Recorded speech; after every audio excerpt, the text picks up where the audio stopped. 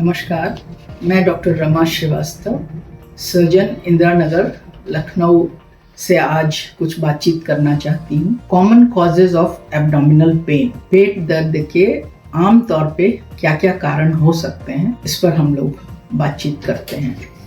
सबसे ज़्यादा कॉमन जो है वो गैस्ट्रोएंटराइटिस है या इन्फेक्शियस डिजीज ऑफ एब्डोमेन जिसको हम लोग कहते हैं। उसमें ये होता है कि मरीज को पेट दर्द होगा, वॉमिटिंग हो सकती है, लूज मोशंस हो सकते हैं और इसका कारण बाहर का खाना पीना या खुला हुआ खाना है, बासी खाना है, ये सब फूड पॉइजनिंग के अंतर्गत आते हैं और ये एक कॉमन कॉज हो सकता है। इसके बाद इरिटेबल बाउल सिंड्रोम एक होता है जो कि हम लोग कॉमनली स्ट्रेस डिसऑर्डर मानते हैं। वो बहुत स्ट्रेसफुल कंडीशंस में या हाइपर सेंसिटिव पेशेंट्स में पेट दर्द होता है, लूज मोशंस होते हैं या बार बार खाने के बाद मोशंस होते हैं। ये IBS में देखा गया है। इसके बाद GERD जिसको कि हम लोग एसिड पेप्सिन डिजीज भी कह सकते हैं, ये होता है जिसमें एसिड ज्यादा बनता है पेट में। खाली पेट रहने पर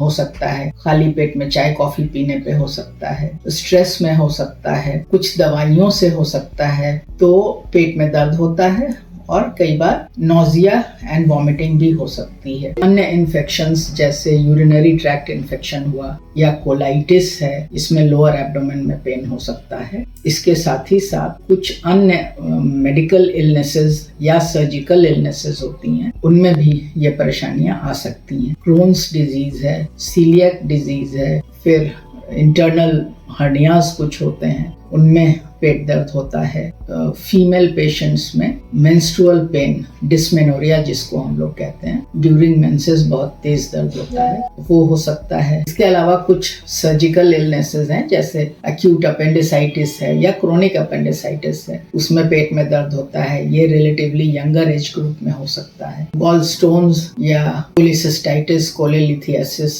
जिसको हम लोग कहते हैं, पित्त की थैली में पथरी हो जाती है या कभी कभी बिना पथरी के भी इन्फेक्शन या सूजन हो जाता है, तब पेट के दाहिने ऊपरी हिस्से में काफी दर्द होता है। कुछ लिवर डिजीजेज हैं, कुछ किडनी डिजीजेज हैं, इन सब केसेस में भी पेट में दर्द हो सकता है।